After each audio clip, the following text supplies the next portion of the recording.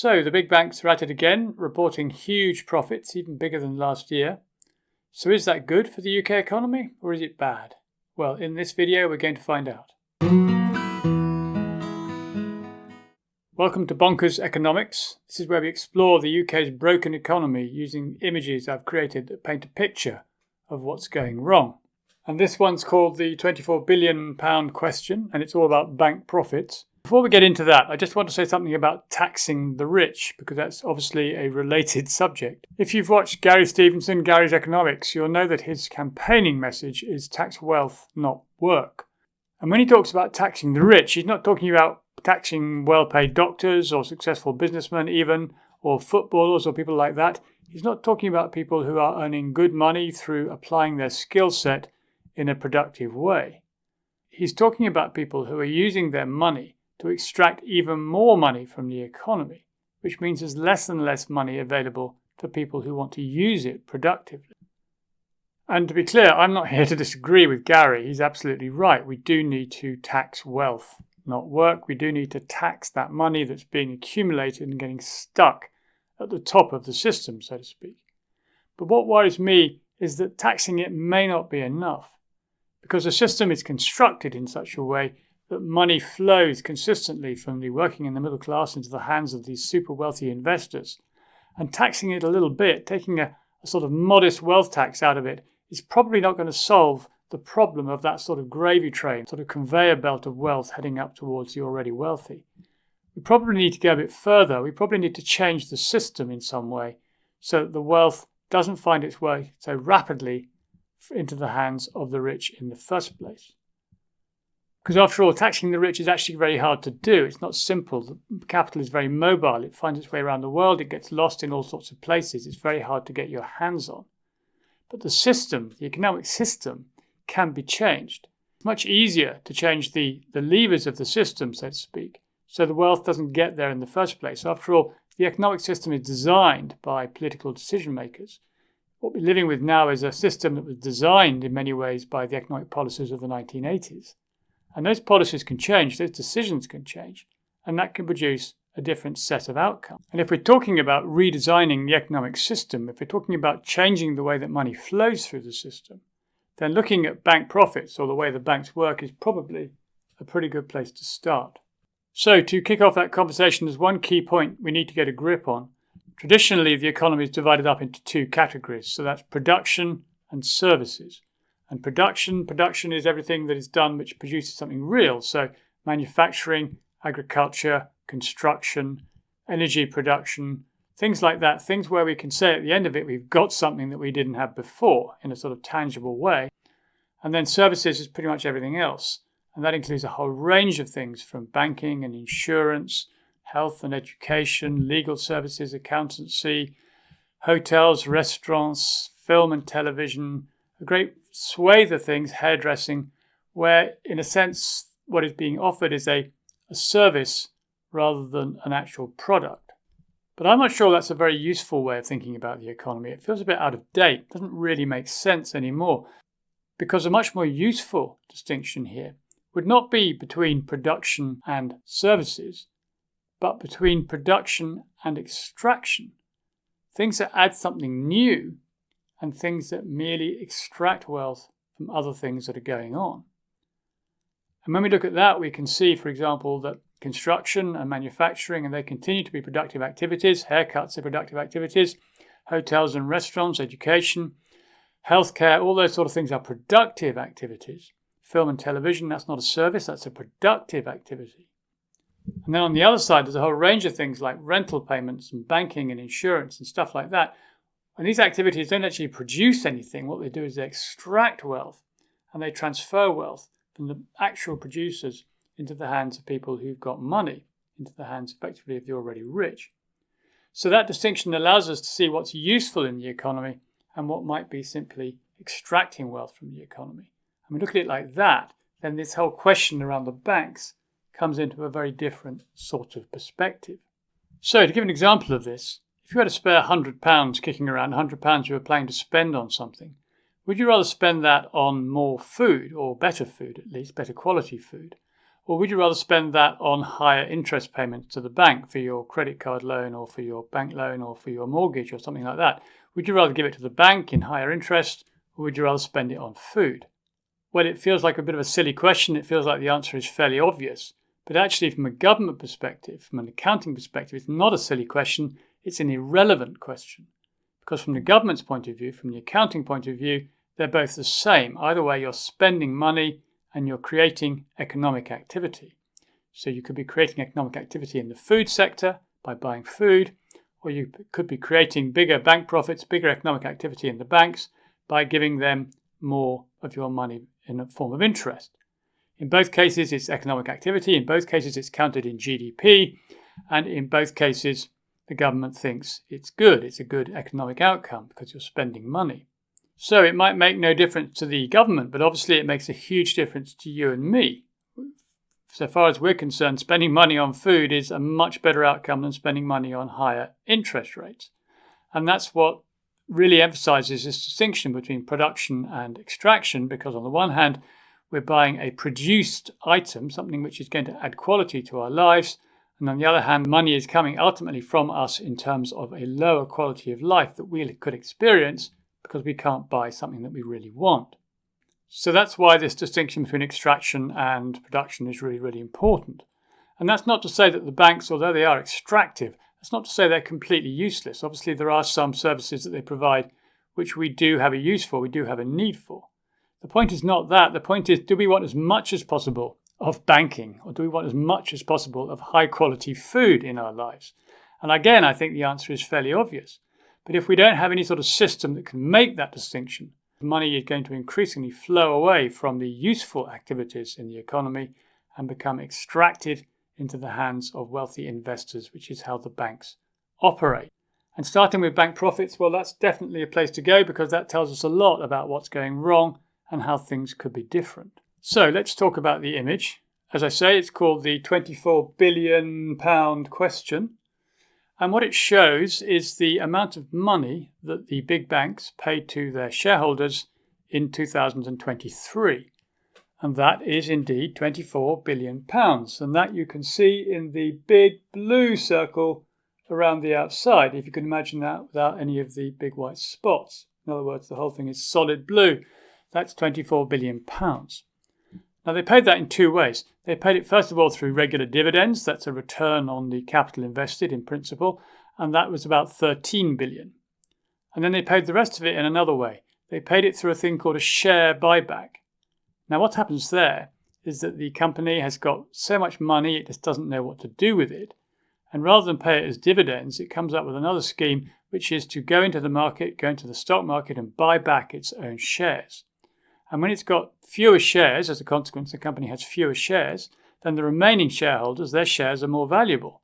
So that transfers the wealth, the money that they spent on a buyback, that transfers that money into the value of the existing or the remaining shares and makes the remaining shareholders wealthier. And that's what goes on here. And it's about £11 billion of share buyback. And of course, from a tax point of view, it's great for the recipients of that benefit because they don't pay tax, or at least not until they sell their shares. And it's worth saying that this happens a lot in business. I mean, for example, over the last 3 years, Shell, the big oil company, they bought back £40 billion worth of their own shares. Now, that £40 billion of money they didn't know what to do with.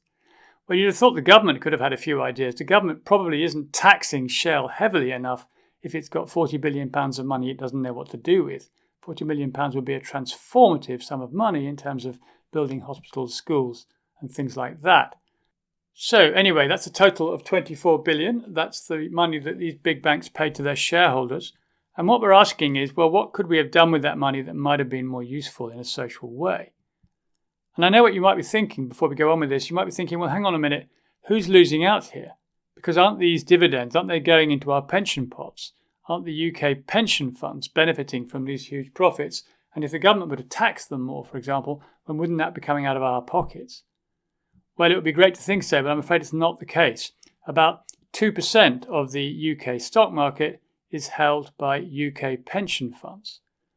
And of course, of those pension funds, it's worth saying that most of the pension wealth is owned by the top 10 or 20% of the population anyway. So the average ordinary person's pension fund is only going to contain a minute amount of all this money. You'll hardly notice a difference if you don't get it. And if you want to know where the money is going, well, it's mostly going abroad, because nearly 2/3 of UK quoted companies, which these are, nearly 2/3 of UK quoted companies are owned by foreign investors. So back to the question, rather than sending all this money abroad, or at least most of it, what could we do which would be more useful with that £24 billion? And these sort of white circles, they contain something of the answer to that, because they represent sums of money from £1 billion here to £6.4 billion here and various ones in between. And the question is, what could those sums represent in terms of useful spending? And remember that all this blue area that's left over, the blue area itself, which would still be paid in dividends to shareholders, that actually amounts to another £6 billion. So the shareholders would still get £6 billion, almost half the dividend they were originally expecting. So where to start? Well, how about the winter fuel benefit payments that the government tried to cut last year? It did a U-turn on that quite recently, and that was to the tune of about £1 billion. So there's the £1 billion for the government's U-turn on winter fuel payments. And then there's the two-child benefit cap. This caused a lot of anxiety among many Labour MPs, among others. It would be great if the government were able to reverse the two-child benefit cap and also the household benefit cap, which has a similar effect. In fact, the Institute for Fiscal Studies, which normally knows what it's talking about, they reckon that 600,000 children would be pulled out of absolute poverty if they were to have these two caps reversed. And that would cost about £3 billion. So here's the £3 billion that is needed to reverse the two-child benefit cap and the household benefit cap. 600,000 children, as I say, removed from absolute poverty. And then another government U-turn quite recently on disability benefits. Remember the big row in Parliament a few months ago about that? Well, that I think was valued at about £5 billion. £5 billion for the government's U-turn on disability benefit cuts. And that would easily fit inside this circle here of £6.4 billion. And there's still plenty of circles left over, incidentally, that we haven't filled, but those are just some issues that have arisen recently where money has had to be found. And in case you're wondering about the detail here, well, I made this image about a year ago towards the end of the last Conservative government, and these numbers represented something rather different at that point. And the £1 billion here was NHS dentistry. Dentistry service was short of about £1 billion. We all know it's in real trouble. It may be more than £1 billion now, I expect.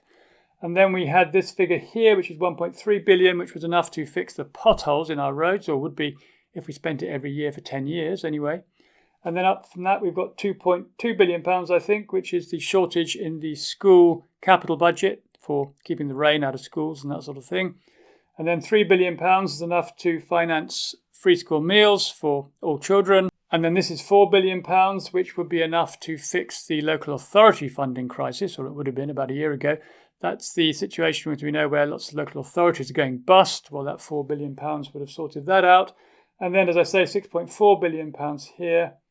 And that is the sum which is needed to fix the NHS capital budget. Not the whole capital budget, but the amount that they're short in terms of mending buildings, supplying new equipment and that sort of thing. So that's what I had in mind then. But as I say, now we might look at it differently. The point is not that really. The point is that these sums of money, whether you think of them as large or small, £1 billion, £6.4 billion in a circle of £24 billion, these sums of money can make a very, very big difference to the way in which the public sector operates, can make a big, big difference to the lives of ordinary people.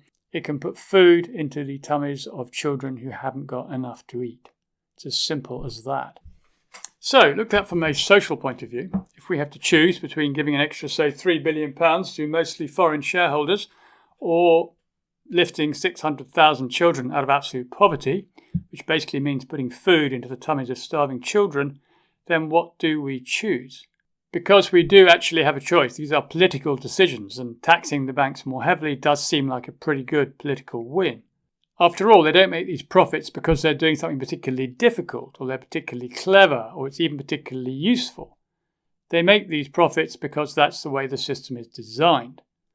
The whole financial system was deregulated in the 1980s. Banks were allowed to pursue investment decisions in any way that could make them as much money as possible, or could accumulate as much money as possible, could allow them to extract as much money as possible. And since then, we've seen these massive increases in profitability. We've seen the way in which banking has become not an activity to service the needs of regular people, but an activity to generate vast profits for outside investors. So the government can change that. These are political decisions. So when I say we have a choice, we do have a choice. We have a political choice. These things are not cast in stone. And for sure, tax is one solution to this. It's one aspect of this. Gary Stevenson, Gary's Economics, he's absolutely right. We should tax wealth, not work. But tax may not be the whole solution. It may not be enough to stop the system from continuing to generate increasing wealth for the already rich. Since these are political decisions that have created these outcomes, we may need to change the system. We do need to change the system at a political level to make the outcomes beneficial to ordinary people, or more beneficial to ordinary people, and less extractive for the benefit of the rich. And that's something we can do if we choose. And that's why we're looking at the banks, because the banks sit at the heart of the way that money flows through the economy, and changing the way the banks operate will allow us to change all sorts of other things too. So to illustrate this in greater detail, I'm going to show you another image, which I'll be talking about a lot more in Bonkers Economics. And here it is, and this one's called Unaccountable Lending, and it illustrates pretty much what's going wrong with the banking system. It illustrates in particular the consequences of that deregulation. It shows what happens when money is allowed to pursue the highest return on capital, irrespective of the social outcome. And what this image shows are the four main areas of bank lending. And what we've got here in the little yellow block at the top, that is lending of a personal nature, lending to people, to individuals. That would be credit card debt, that would be personal loans, things like that. As you see, it's not a huge amount of money, and often these loans, particularly credit card loans, are at extortionate interest rates, as we know. And here in this green section, we've got non-financial companies. So that would be, broadly speaking, what we would think of as the productive side of the economy rather than the extractive. So these are companies doing productive activities, mostly such as farming or manufacturing, hotels and restaurants, that sort of thing. And then moving over here to the big pink block, well, this is financial activity. These are banks lending to themselves and to other financial institutions. These are people who are making, or at least accumulating, extracting money using money. So this is lending into the financial sector. This is purely extractive activity. And that's where a large proportion of bank lending is going. And then finally, we've got the property sector. This is lending in the property market. And that is, of course, the biggest sector by far. It includes our mortgages. It includes all sorts of lending related to property. That's what's generating enormous rents, for example, for our houses. And this is an area where the amount of money that the banks are willing to lend has a direct impact on the cost of housing. Because we might think that higher amounts of bank lending will allows us greater access to housing, but in fact, the weird thing is that the reverse is the case. House prices broadly reflect the amount of money that's available to pay for them. So the more money the banks are prepared to lend, the more house prices will rise. And the only winners here are landowners and the people who lend us the money to buy our houses. It may seem slightly counterintuitive, but the reality is that if banks were less willing to lend money for housing, if less money were pushed into the housing market, then house prices would gradually fall and housing would become more affordable. And that's because the way the housing market works, as I say, is that it's designed to push house prices up to the very, very maximum that people are able to pay. And the maximum people are able to pay is largely driven by the maximum that they're able to borrow. And we must remember, of course, that all the interest we're paying on these loans, that's ending up in the hands of wealthy investors, many of them abroad. And it's important to notice that they're particularly interested in lending money in these areas, the pink area and the red area, because that's, first of all, where they get greater security. They can get your house back if you don't pay your loan. And if you've got stocks and shares in this area here, they've probably got some security on those too.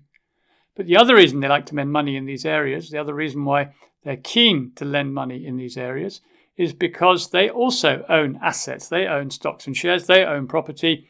And the more money they lend into those areas, the higher the value of those assets will tend to go. Because the more money there is chasing those assets, the higher the prices get pushed up. So it's a win-win for investors. They lend money, they get interest on that money, and they see the value of their assets increase because they're lending against those same sorts of assets. So what's this telling us? Well, if the lending in this area is making our lives more expensive and more difficult because it's causing us to have to pay more for things that we really want to pay as little as possible for, then the lack of lending in this area is making our lives difficult also, because these are the productive areas that can improve the quality of our lives. So if we could shift lending from here to here, if we could make these four sections, for example, approximately of equal size, or even get rid of this one altogether, which is not really doing any good at all, then we would have an economy which is A, more productive, and B, would allow the benefits of that production to be more broadly spread across society. We'd have a more productive society. We have a society in which wealth was more usefully distributed. And the government can do that through regulation, as I say. It just has to take it upon itself to take responsibility for example, putting food into the tummies of starving children, rather than ensuring that foreign investors are getting the biggest slice of cake that they can. So fundamentally, this is the question of investing in the future of Britain. We know that that investment will pay a healthy return further down the line. We know that ensuring, for example, that people have the money that they need to eat a healthy diet, well, that will save billions in the future on the NHS. And similarly, if children can get the educational support that they need, if they can learn in the ways that work best for them now, then there won't be so many issues down the line. They'll be able to generate the wealth they need in their own lives. They won't require the support from the state. And as I've said, there are all sorts of ways the government can do this to make the economy much more productive, and to make money a much more useful resource within the economy. And all it needs is the will, and that's what's lacking. It's the political will to make these changes. What's lacking fundamentally is the vision, the belief, the sense that things could be different if different decisions were made. At the moment, with the current Labour government, we've got a very, very conservative bunch of people who are not prepared to take any sort of a risk. They wouldn't even consider, for example, the sort of massive changes that were made in the 1980s, even though to reverse many of the problems that have arisen since those changes were made, we do need equally radical alternative solutions. I think people are fed up, frankly, with this constant tweaking of a system that doesn't work. If it doesn't work, you're not going to fix it by just fiddling around at the edges. There are massive structural problems that we need to address, and it's really tragic that the government doesn't have the vision to even consider doing this. So, in summary, the question we asked, big bank profits, are they good or bad for the economy? Well, clearly bad, because they're directing money away from the productive economy into the extractive economy. And the extractive economy is preventing money from reaching the parts of the economy which are most beneficial for the lives of ordinary people and most productive real wealth. And of course, it doesn't help that the money that's extracted by these banks is going in dividends and in share buybacks to mostly foreign investors. So that money is leaving the country, and that's making us all collectively poorer too. We'll be talking a lot more about these sorts of issues in future episodes of Bonkers Economics, but in the meantime, it is worth checking out a few other resources. I've mentioned Gary Stevenson, Gary's Economics, but there's also Richard Murphy on YouTube as well, who's very interesting. And you could check out the Positive Money website. There's a lot of good resource material there that explains a lot of the arguments behind what I've been saying. And remember, it all comes down to one pretty simple message, which is production, not extraction. The government has got to prioritise productive activity in the economy, and it's got to reduce or minimise extractive activity. It's got to make extractive activity much less attractive. It's got to change the way it thinks about the economy, change the way it counts the economy, so that it only really treats productive activity as being useful and doesn't allow extractive activities to create the impression that they're creating economic wealth when they're not. So there we are. Thanks for watching. If you enjoyed the video, please do press the like button just down below. That's really, really helpful. And if you'd like to see future episodes of Bonkers Economics, then do press the subscribe button. Please do tell all your friends, your family, anybody you think might be interested. And please do also check out the website. That's bonkerseconomics.net. There you will find the data behind all the images, this one and all the others in the series. And you can find information about where that data has come from. And you can find a good deal else besides, a good deal of resource material. Thanks very much. I look forward to talking to you next time.